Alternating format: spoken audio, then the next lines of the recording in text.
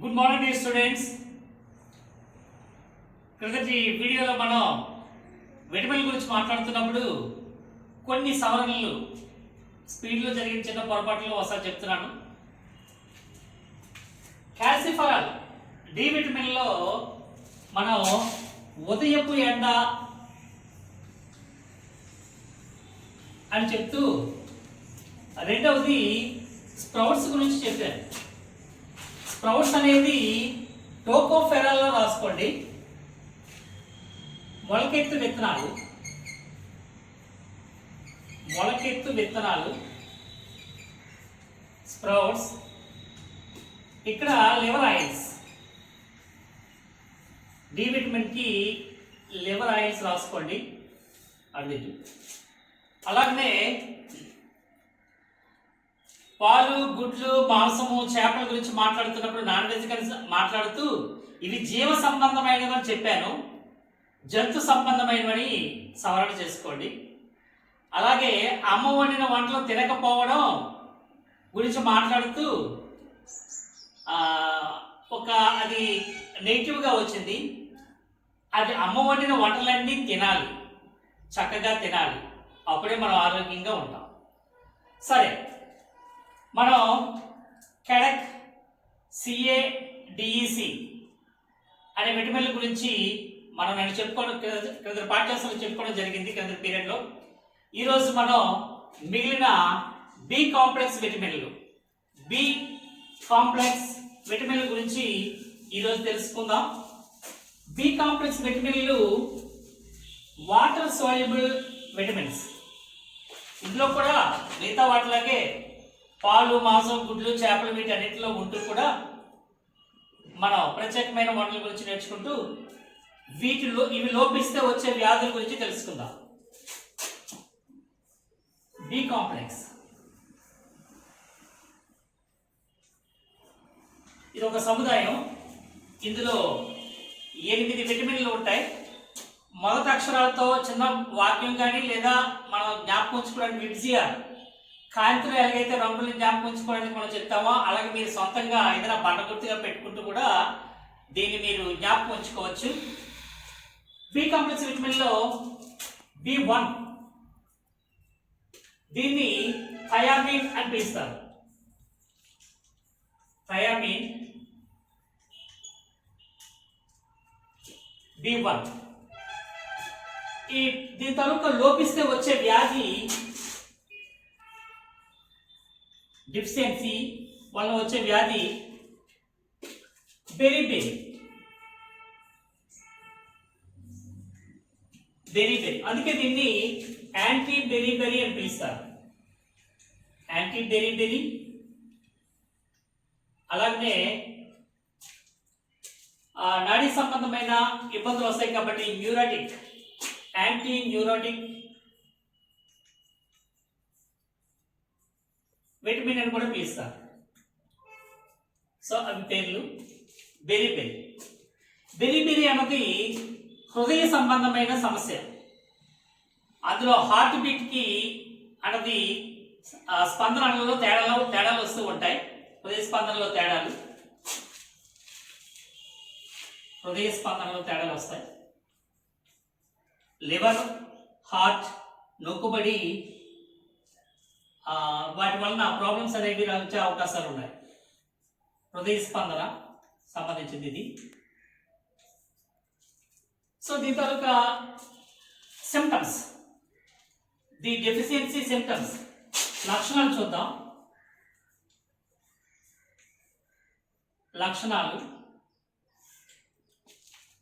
దీని తాలూకా లక్షణాలు చూస్తే ఆకలి తగ్గిపోవడం జరుగుతుంది. Loss of appetite. సో ఆకలి తగ్గిపోవడం, అలాగే ఫిట్స్,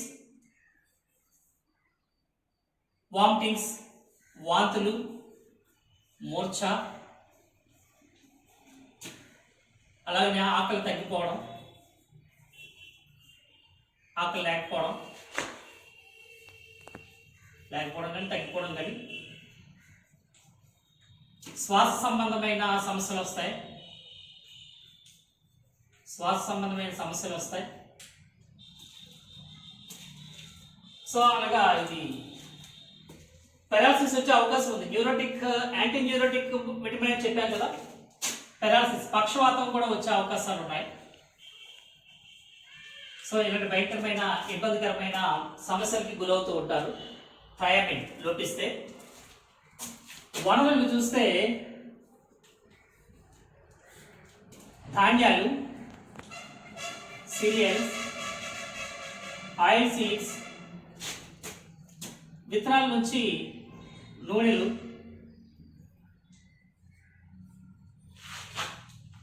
విత్తన నూనెలు, నూనె గింజలు. సో అలాగే అన్ని వీటికి సంబంధించిన అన్ని కూడా ఉంటుంది. ముఖ్యంగా the outer layer and germ of the bran of rice, తౌడు పొర, గోధుమ లేదా రైస్, వరి తాలూకా తౌడు పొరలో కూడా థయామిన్ అనేది చక్కగా లభిస్తుంది. ఇక రెండోది చూస్తే B2 విటమిన్,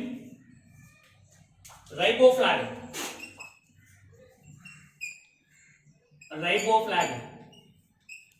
సాధారణంగా పాలల్లో పాలు తీసినప్పుడు, ఆవు పాలు తీసినప్పుడు మీరు ఆ పాలల్లో పసుపు రంగులో కనిపించే ఒక పదార్థంలో కనిపిస్తూ ఉంటుంది పైన. ఆ పసుపు రంగు ఈ రైబోఫ్లావిన్ విటమిన్. అందుకే దీన్ని ఎల్లో విటమిన్ అని కూడా పిలుస్తారు. ఎల్లో విటమిన్ అని ఎంజైమ్ అని పిలవడం జరుగుతుంది. రైబోఫ్లావిన్ డెఫిషియన్సీ వలన వచ్చే డిసీజ్ గ్లాసైటిస్.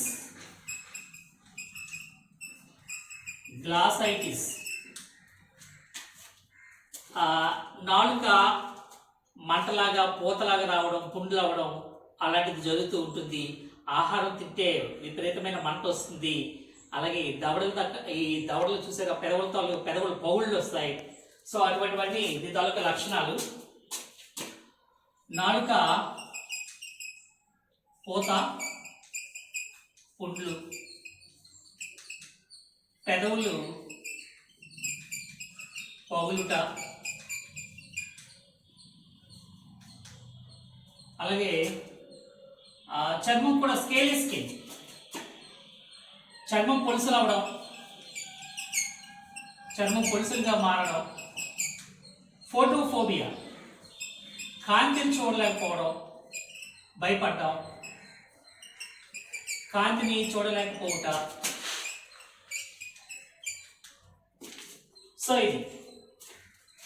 సో గ్లాసైటిస్ సంబంధించిన లక్షణాలు, అలాగే డెఫిషియన్సీ తాలూకా లక్షణాలు ఏంటంటే అంటే గ్లాసైటిస్కి అయితే నాలుగు పూత. So red and sore tongue and mouth cracking at corners. ఈ పౌలు రావడం, అలాగే చర్మం పొలుసులుగా మారడం, కాంతిని చూడలేకపోవడం, ఫోటోఫోబియా, స్కేలీ స్కిన్. ఇవి దీని తాలూకా లక్షణాలు. ఇవి మూత్రపిండాలు.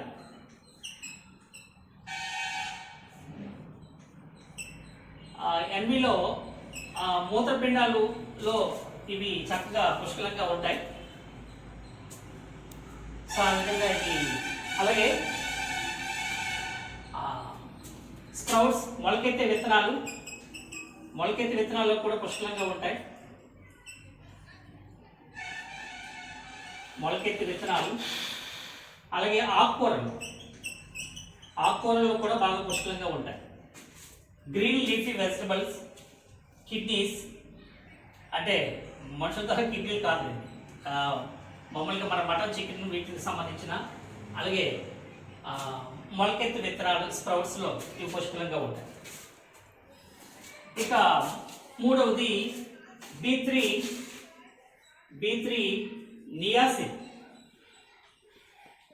నియాసిన్. దీని వలన వచ్చే వ్యాధి పెల్లాగ్రా. అందుకే దీన్ని యాంటీ పెల్లాగ్రా పిలుస్తారు. యాంటీ పెల్లాగ్రా అని చెప్పి మనం పిలుస్తాం. పెల్లాగ్రా అంటే చర్మం పొలుసులుగా ఊడిపోతూ ఉంటుంది. సో అటువంటి లక్షణం ఇది. సో ఇది స్కేలీ స్కిన్. ఆ పెల్లాగ్రా అన్నది చర్మం పొలుసులుగా ఊడిపోవడం అనేది మనం చూస్తాం. పెల్లాగ్రాలో లక్షణాలు చూద్దాం. అలాగే దీని తరఫు డెఫిషియన్సీ వలన లాస్ ఆఫ్ మెమరీ అలాగే సో లాస్ ఆఫ్ మెమరీ జ్ఞాపక శక్తి తగ్గడం, లాస్ ఆఫ్ మెమరీ జ్ఞాపక శక్తి తగ్గడం. అలాగే పెల్లాగ్రాకు సంబంధించి 3Ds ఉంటాయి. అవేంటో చూద్దాం. ఇక్కడ 3Dలో మొదటిది డెర్మటైటిస్. డెర్మటైటిస్ చర్మ సంబంధమైన సమస్యలు. రెండవది డిమెన్షియా. డిమెన్షియా మానసిక వైకల్యం. మూడవది డయేరియా. డయేరియా అనేది అతిసారం. సో ఆ విధంగా ఇది లోపించడం వల్ల పెల్లాగ్రా అనే వ్యాధి గురవడం గట్రా జరుగుతూ ఉంటుంది. పెల్లాగ్రా దీనికి ఉండేవి మనం ఓవై ఆయిల్ సీడ్స్, నూనెలు, విత్తన నూనెలు,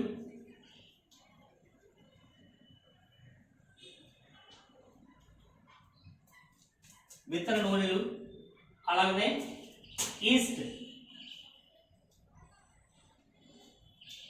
ఈస్ట్లో ఉంటుంది. నెక్స్ట్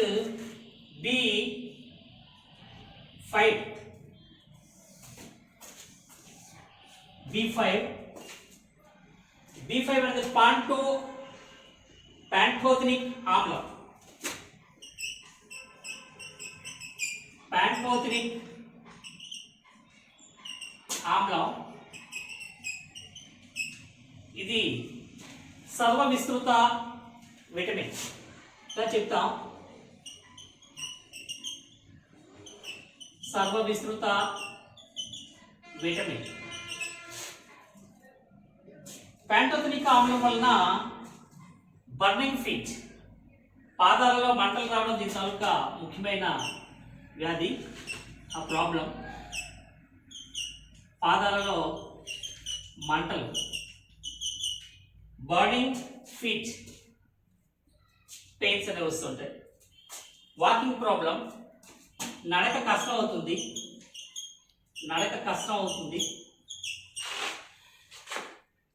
అలాగే మడం నొప్పులు వస్తాయి. మడం నొప్పులు కేవలం వాతావరణం చూసారా అలాగా. సో ఇది బర్నింగ్ ఫీట్. అలాగే వాకింగ్ ప్రాబ్లమ్స్ అనేవి ఉంటాయి, స్ప్రెయిన్స్ అనేవి ఉంటాయి. సో ఇవి బాగా లభ్యమయ్యేవి చిలకడ దుంపలు, స్వీట్ పొటాటో అంటాం. విలేజ్లో ఎర్ర దుంపలు అంటారు. సో చిలకడ దుంపల్లో ఉంటాయి. అలాగే వేరుశనగ, గ్రౌండ్ నట్,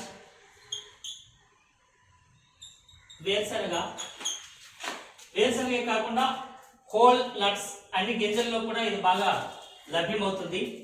సో ఆ విధంగా B5. మరి కొన్ని చూద్దాం మిగిలినవి. B5 తర్వాత B6 పైరిడాక్సిన్.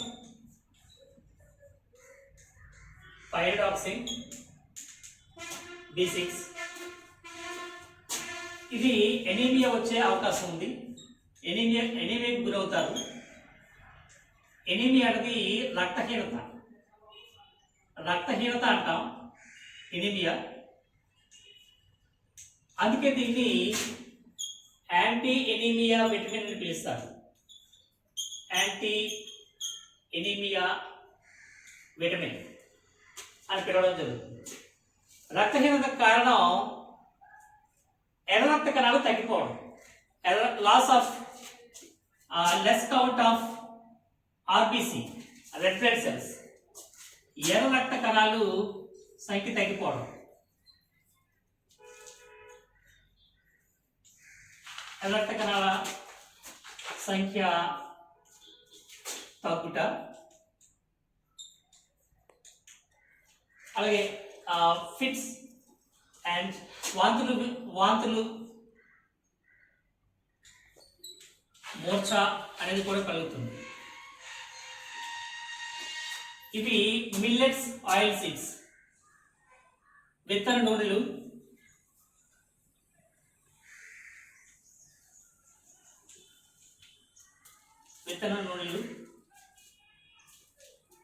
లేకపోతే నూనెనిచ్చే విత్తనాలు, ఆయిల్ సీడ్స్.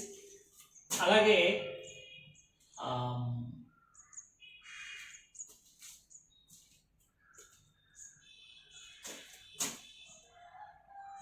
మిల్లెట్స్, చిరుధాన్యాలు.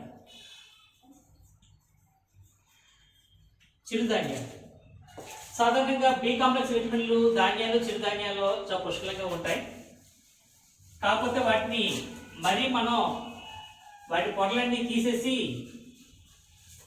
తినడం వలన బాగా కరగడం, పాలిష్ రైస్, ప్రతిదీ బాగా పాలిష్డ్ చేసి తినడం వల్ల మన బి కాంప్లెక్స్ విటమిన్ చాలా కోల్పోయి అనేక వ్యాధులకి గురి కావాల్సి వస్తుంది. ఈ రోజున మనకి బాగా నీట్గా ఉండాలి polished rice. So it's very danger. వాటిలో ఎటువంటి మనకి పనికొచ్చే మైక్రో న్యూట్రియంట్స్ ఉండవు. సో B6 తర్వాత B7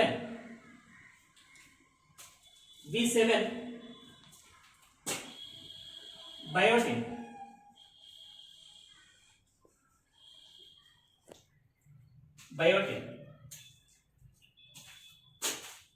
ఇందులో సల్ఫర్ మూలకం ఉంటుంది, ఎలిమెంట్. దీనివలన నెర్వ్ సంబంధమైన సమస్యలు వస్తాయి, నాడీ సంబంధ సమస్యలు,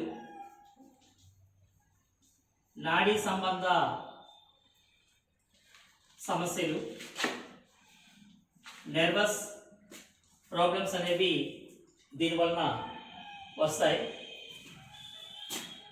అలాగనే బయోటిన్ వలన కొన్ని ప్రాబ్లమ్స్ ఉన్నాయి. అది మజిల్ ప్రాబ్లమ్స్, మజిల్ పెయిన్స్, కండరాల నొప్పులు,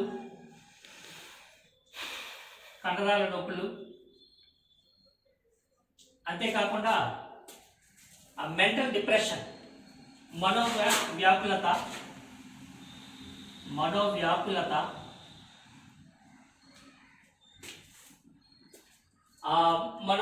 మెంటల్ డిప్రెషన్కి లోనవ్వడం గట్రా జరుగుతూ ఉంటుంది. అలాగే బాడీ పెయిన్, మజిల్ పెయిన్స్ అనేవి వస్తూ ఉంటాయి. అలాగే వేగంగా అలసిపోవడం అనేది జరుగుతుంది. ఏ పని చేసినా వేగంగా అలసటకు గురవుతారు, విసుగు అనేది వస్తుంది, fatigue. So muscle pains, mental depression and fatigue. So ఇవి వీటి వలన వచ్చే ముఖ్యమైనవి. దీనికి ఇది పుష్కలంగా లభించేవి పల్సెస్, పప్పు ధాన్యాలు అండ్ నట్స్, గింజలు. పప్పు ధాన్యాలు, గింజలు పుష్కలంగా ఉంటాయి. సో ఆ విధంగా వీటి నుంచి మనం సమస్యల నుంచి గట్టెక్కవచ్చు.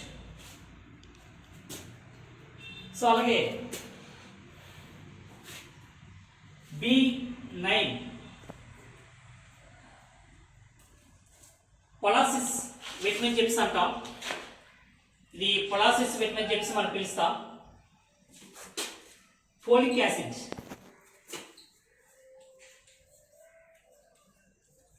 యాసిడ్, పొలాసిస్ విటమిన్ అంటారు. దీనివల్ల కూడా ఎనీమియా,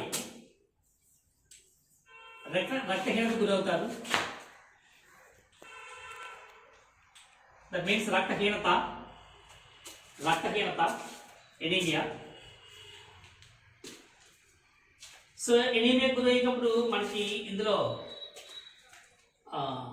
వైట్ బ్లడ్ సెల్స్ తగ్గిపోవడం అనేది జరుగుతుంది. తెల్ల రక్త కణాలు,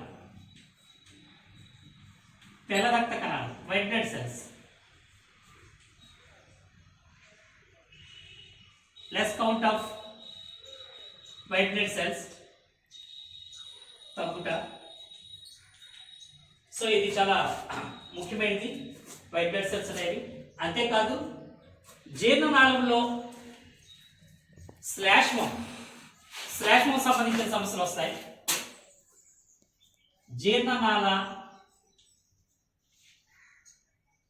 జీర్ణనాళంలో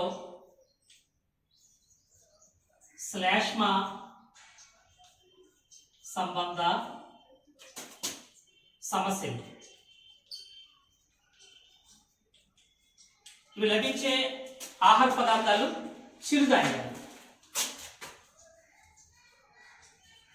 చిరుధాన్యాల్లో పుష్కలంగా ఉంటాయి. చోళ్ళు, గంటలు ఇలాంటివన్నీ తినే ఈరోజు చాలా మంది కూడా చోళ్ళు అనేవి వాడుతున్నారు. సో ఇక B12 సైనకోబాల్మిన్,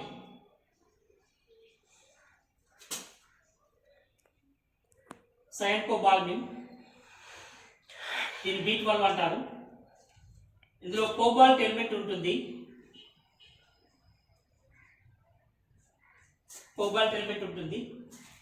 ఇది కూడా పెర్నీషియస్ అనీమియా గురవుతారు. దీన్ని లోపిస్తే పెర్నీషియస్ అనీమియా.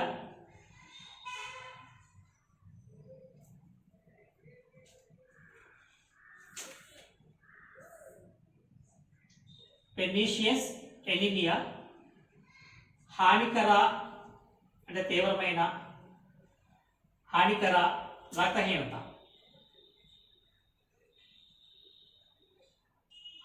రక్తహీనతకు గురవుతారు. సో ఆకలి తగ్గిపోవడం దీంతో ఒక లక్షణం. ఆకలి తగ్గిపోవడం, లెస్ ఎపిటైట్ లేదా ఆకలి మాంద్యం అంటాం. Less appetite. దానివల్ల నీరసం గట్ట వస్తుంది. నిస్సత్తువ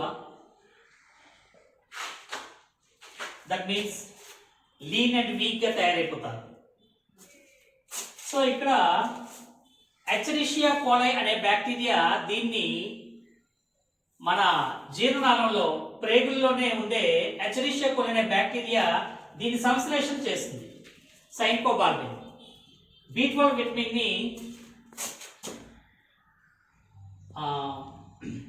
ఆంత్రం, పేగుల్లో ఆంత్రంలోని ఈ కోలై, ఎచరిషియా కోలై అనే బ్యాక్టీరియా